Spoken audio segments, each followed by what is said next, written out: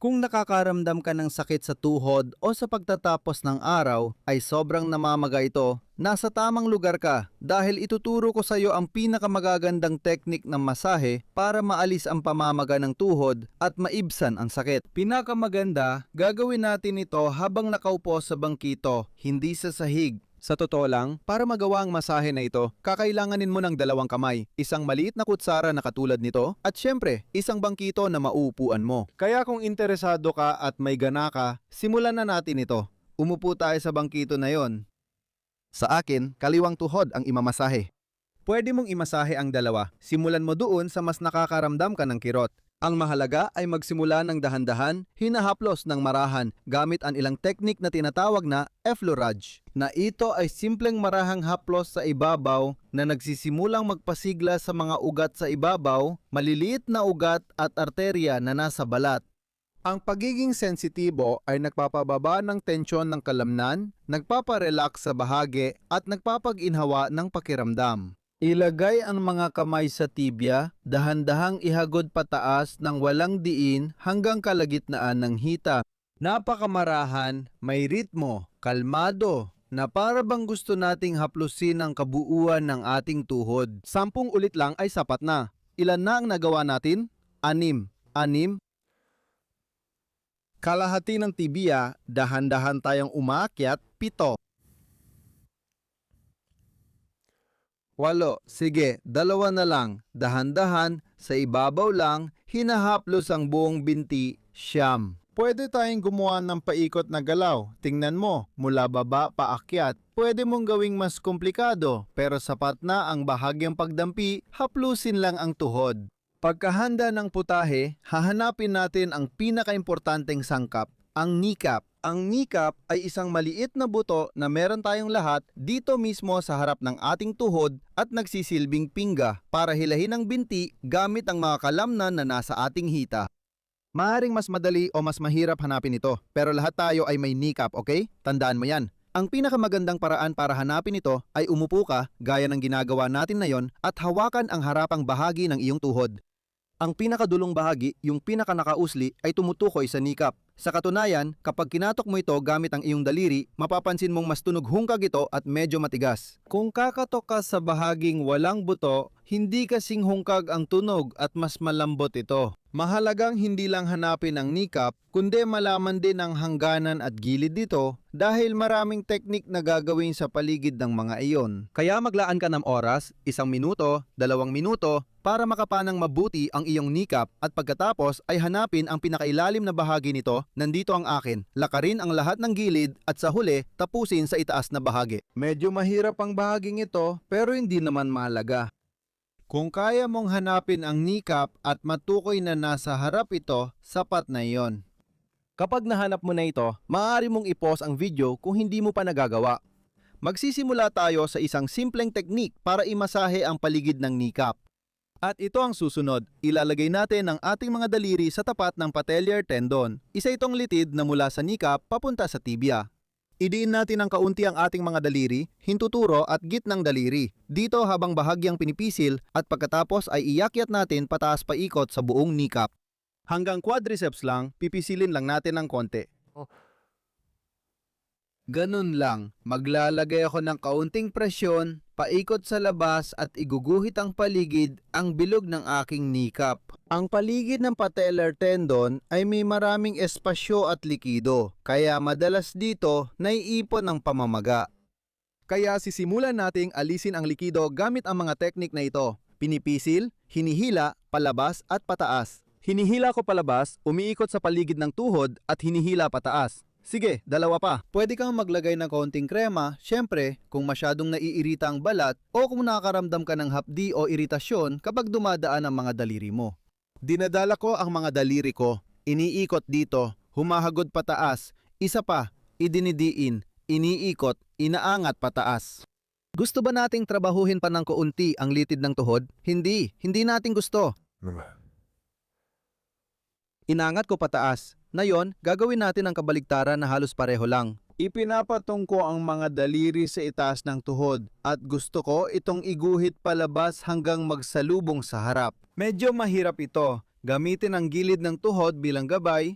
palibutan ng mga daliri, kailangan ng kaunting lakas at hagod pababa. Idinidin ko ang mga daliri ko dito, umiikot sa paligid ng tuhod at pinagsasama sa ilalim sa ibabaw ng litid ng tuhod. Itinutusok dito, iniikot, pinagsasama. At pababa. Itinutusok dito, iniikot. Pinagbikit. At ibinaba. Diin dito, paikot. Pinagdikit. At ibaba, dagawa pa tayo ng 3 pa. Idiin dito, paikot, pinagdikit, at ibaba. At ang ginagawa natin ay nagsisimula tayo dito gamit ang ating mga daliri, dumadaan sa labas, tingnan natin kung kaya ko, sa labas, at magtatapos mismo dito sa harap. Idin dito, paikot, ibaba, hanggang sa patellar tendon. Wala nang iba, gagawa pa tayo ng ilan pa. Idin dito, paikot. Tama yan, at ibababa natin hanggang dulo. Idin dito, paikot. Magsisimula tayo at ibababa hanggang dulo. Ang tuhod ay maraming litid dahil dito nang tatapos ang maraming kalamnan. Sa harap mismo ng tuhod, may patellar tendon tayo. May litid ng quadriceps na nakakabit sa ibabaw ng tuhod. Dito sa loob, may tinatawag tayong pes anserinus na pamilyar sa marami. Meron din tayong biceps femoris. Matututuhan nating makita ang mga ito. Paano ito epektibong imasahe kahit may sakit ka sa loob o labas ng tuhod? Magsisimula tayo sa una at pinakamalaki, ang makapal na patellar tendon. Ang layunin nito ay ipasa ang lakas na hinihila ng quadriceps mula sa ating tuhod at ang tuhod na iyon ay ipinapasa ito sa pamamagitan ng litid papunta sa bahagi ng tibia. Ayos, para mahanap ito, hindi mo kailangan ng kung anong mahika. Hanapin mo lang ang ibabang bahagi ng ating patela. Tandaan, matigas, matigas, matigas, at kapag bumaba ka dito, mas malambot na. Matigas, malambot. Matigas, malambot. Dun sa malambot, nandun ang litid. Habang bumababa, malambot pa rin, hanggang sa makarating ako sa umbok na prominente at matigas. Depende sa anatomiya nyo, pwedeng kitang-kita o hindi masyado. Sa akin, medyo kita siya, halos makikita sa gilid ng kamera. Kaya ang gagawin natin ay ilalagay natin ang ating mga daliri. Pwede ang mga hinlalaki na ganito. Pwede rin gamitin ang hintuturo at gitnang daliri.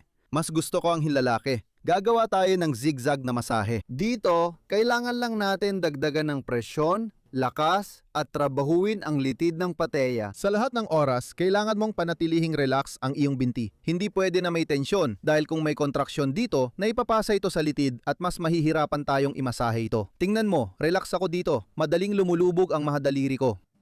Hindi ko alam kung napansin mo, pero tingnan mo, pinapatigas ko at hindi lumulubog. Kita mo bang pagkakaiba? Relax lang. Tingnan mong mabuti, matigas. Relax lang, matigas. Pansinin ang paglabas ng mga daliri ko dahil sa lakas ng muscle. Subukan nating i-relax pa ito. Pwede kang mag-eksperimento ng iba't ibang baluktot. Itulak mo pa ng kaunti ang paa mo pasulong. Itulak mo pa ng kaunti ang paa mo paatras. Mas maganda kung hindi masyadong baluktot ang tuhod. Ilagay ang paa sa harap para ma-relax ang litid. Masahihin natin ng bahagya sa ganitong direksyon gamit ang kaunting krema, tapos magpapalit tayo at gagawa ng zigzag sa kabilang direksyon. Kapaki-pakinabang ito, hindi lang para sa litid ng tuhod, kundi pati sa paglabas ng likido sa bahaging iyon. Pwede tayong gawin ito ng 20 hanggang 30 segundo sa bawat posisyon na may tamang lakas. Napakahusay! At ulit, konting galaw sa kabilang direksyon. Kung gusto nating imasahe ang litid na yan ng mas malalim, mas matindi, mas madiin, pwede nating gamitin ang maliit na kutsarang ito na nabanggit ko na sa inyo. Gagamitin natin ang hawakan sa ilalim na bahagi. At mula rito, mula sa ibabang bahagi ng ating tuhod, pwede nating sundan ang litid ng tuhod hanggang sa pagkakakabit nito, na basically ay dito lang, itong maliit na bahagi, okay? Itong maliit na bahagi. Magsisimula ako sa itaas, idiin ng kaunti ang kutsara at gagamitin pababa sa litid hanggang ibabang daliri. Mas magaan ito pero mas matindi dahil parang tinik na pumapasok sa loob ng litid. Kapag masyadong masakit, pwede nating gamitin ang bilog na parte ng kutsara at dahan-dahang ihagod, kita nyo? Sa buong bahagi ng litid para matulungan ng kutsara na ma-relax ng mas malalim ang litid. Pwedeng pahaba, mula taas pababa o pahalang mula gilid sa gilid. Mas hindi komportable ang mula gilid sa gilid, okay? At pansinin mo dito kung paano pumapasok ang kutsara. Hindi ko alam kung nakikita mo. Sa gilid, malalim ang pasok kapag kinokontrata ko. Kita mo? Papalabas siya, papalabas siya. Alam ko kung nasaan ang puntong yon. Dito mo makikita iyang litid ng tuhod. At pwede natin itong imasahe gamit ang ating hawakan ng mas malalim o sa mas mababaw na pasada. Epektibo rin ito. Pagkatapos sa ibabang bahagi ng tuhod hanggang litid, susunod nating gagawin ang itaas na bahagi kung saan nakakabit ang malalaking kalamnan mula balakang. Umabot ito hanggang tuhod. Inirerekomenda kong bahagyang i-flex ang tuhod at hanapin ang ibabaw o anggulo sa itaas ng tuhod gamit ang kutsarita. Mula rito, simple lang, gagawa tayo ng maliliit na galaw. Hawakan ang balat gamit ang kaliwa at gamitin ang kanan kung ikaw ay right-handed. Gumamit ng maliliit na galaw malapit sa tuhod na parang binubura sa may kalamnan. Gamitin mo ang hawakan. Binubura ko na. At kinikiskis ko ang buong ibabaw, ang ibabaw ng litid at kalamnan na nakakabit sa bahagi ng tuhod. Ayos na ayos. Mula sa gilid hanggang ibabaw, gaya na nakikita mo. Pagkatapos, pwede mong gamitin ang kabilang kamay para hawakan ang balat habang minamasahe ang kabila. Hindi kailangang idiin ng sobra. Ang kutsara, sa totoo lang, ay talagang napapalalim. Napakalalim ito. Pwede nating trabahuin ang paligid ng tuhod. Mga 20, 30, 40 segundo. Kung ano man ang kailangan mo. Kung mas masakit ang bahagi, mas mabuting mas matagal mo itong masahihin gamit ang kutsara. Napakaganda! Pagkatapos trabahuhin ang parte ng kalamnan na iyon, gagawa tayo ng mas malawak na galaw. Para dito, isantabi muna natin ang kutsara at trabahuin ang quadriceps. Natrabaho na natin ang bahaging yon, pero meron pang natitirang mga kalamnan dito, gaya ng sinabi ko na mula balakang hanggang tuhod ang tinatakbo. Dito, pwede tayong gumawa ng iba't ibang paraan. Ako, gusto kong gamitin ang mga kamao ko. Pindutin ng madiin ang aking kalamnan at gamit ang kaunting krema, hayang dumulas ito papunta sa tuhod. Ayos! At hindi lang dito sa ibabaw na bahagi, kundi pati na rin ng kaunti sa bandang loob. Para sa mga adductor, pwede nating ibuka pa ang binti para mas ma-relax ang mga kalamnan. Hilahin natin. Ayan, ang galing! Kung mamula ang balat, agad maglagay ng kaunting krema. Ayan! Gaano katagal? Depende sa'yo. Tinuturoan lang kita ng iba't ibang teknik. Piliin mo yung teknik na pinaka-komportable ka o yung mas direktang tumutulong sa parte ng katawan mo na may sakit. Ayos, natrabaho na natin ang litid. Ang litid ng tuhod, ang pagkakabit ng quadriceps, ang mismong quadriceps. Tapos na tayo mag-drain ng tuhod, ngayon naman sa pata de ganso tayo. Na marami sa inyo ay malamang narinig na o kilala na. Ang pata de ganso ay binubuo ng 3 kalamnan mula balakang hanggang tibia. Sa totoo lang, baliktad dito. Bumubuo sila ng parang maliit na pata de ganso na nakakabit sa loob na bahagi ng tibia. Minsan umaabot pa ito sa itaas na posisyon, sa harapan, at ito ay binubuo ng sartorio dito sa unahan. Mayroon tayong recto interno ng adductor. Sa huli, ang semitendinoso ng hamstrings ang dumadaan sa likod. Yang 3 ang bumubuo ng pata de ganso. Ayos ba? Trabahuhin natin sila. Sa mas mababaw na paraan, gamit ang kamao, gamit ang mga daliri, kung gusto mong mas malalim, hawakan mo yung litid na yan, yung kalamnan na nakasabit dito sa panloob na bahagi ng tuhod. Medyo madali lang ito. Hindi mo kailangan ng malalim na kaalaman o 4 na taong pag-aaral para masahiin ng kaunti ang loob ng iyong binti. At kahit ganon, maganda pa rin ang epekto dahil mahalaga ang simpleng pisikal na paghipo sa pag-alis ng sakit. Gawin na natin ito. Tandaan, ilalagay natin ang ating mga nakasarang kamao, ang ating mga buko sa panloob na bahagi ng ating hita. Sa kabilang kamay, hahawakan natin ang hita na iyon para hindi ito gumalaw. At mula dito, tingnan mo, hindi lang tayo hanggang tuhod. Gusto ko na bumaba ka pa ng kaunti sa harap ng tibia. 1. Ulitin natin. Ipatong mo dito. Naglalagay ako ng presyon na tuloy-tuloy at mariin. Hilahin ko pabante pababa. 2. Ulitin natin. Perpekto, ang galing! 3. Magsisimula tayo sa pangkalahatan, mas malawak, mga teknik na hindi masyadong espesipiko. 4. Papunta sa mas espesipikong mga teknik gamit ang mga daliri. Ayos? 5. Maraming paraan ng masahe. Piliin mo kung ano ang bagay sa'yo. 6. Yan ang magbibigay sa'yo ng mas magagandang resulta. 7. Mga sensasyon. Gawin nating 8 para hindi humaba. Laging sa ibaba ng tibiya. 8. Ginawa natin gamit kamao. Ngayon, 3 daliri naman. Hintuturo, gitna, palasingsingan. Aalalay tayo ng maayos sa ating tuhod para hindi ito gumalaw. At tingnan mo, ngayon magsisimula ako mula dito. Itong bahagi na makikita mong may kaunting guwang.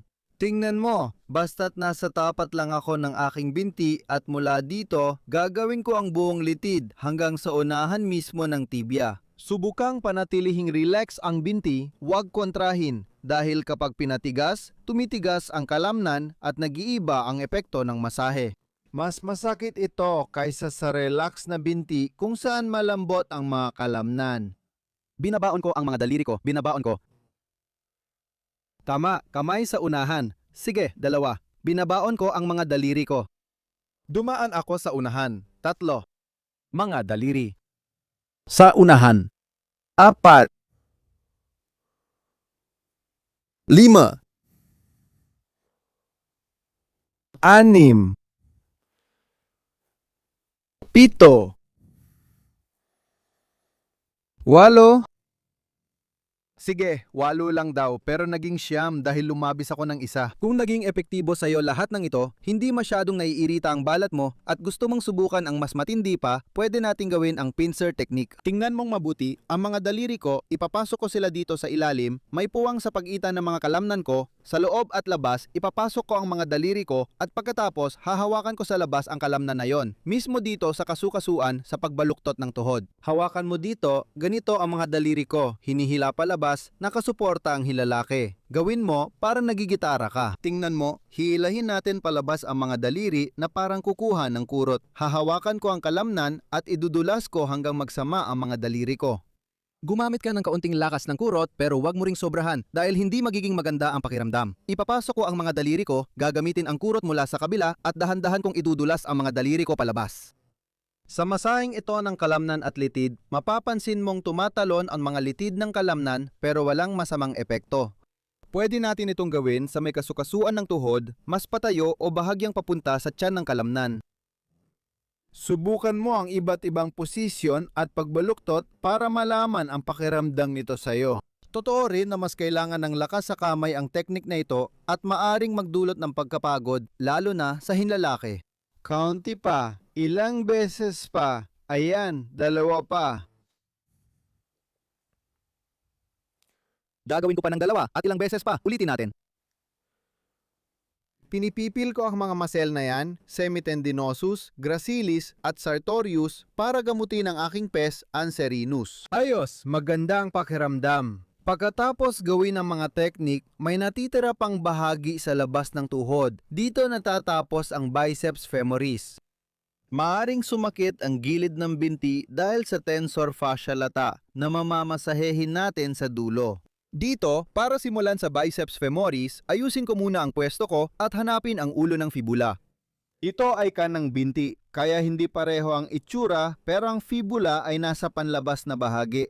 Ito ay maliit na buto na madaling makapas sa labas, bumubuo sa lateral malleolus at pinakapanlabas na bahagi ng binti. Para dito, para mahanap ito, ilagay ang iyong kamay sa labas ng tuhod at dahan-dahang pababain ito. Kapag nalampasan mo na ang linya ng kasukasuan ng tuhod, mapapansin mo ang isang maliit na umbok.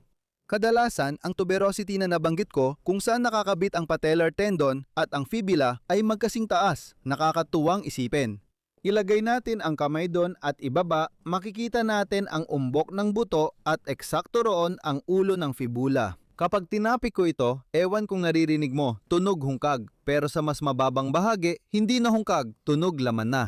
Malinaw na hindi ko na nararamdaman dahil matigas ito. At ito ang ulo ng, bakit natin ito natagpuan? Dahil nakakabit dyan ang mga kalamnan ng biceps femoris at bumubuo ng medyo mas manipis na bahagi kaysa nauna. Oh, mas manipis talaga na tinatawag na biceps femoris at mas maliit ito. At ang gagawin natin ulit ay imasahe ito. Napakadali lang. Gagawa tayo ng isang technique gamit ang mga daliri mula sa simula, dito pababa, dinadala ang mga daliri papunta sa ulo ng fibula. Natandaan natin, nandito mismo yon.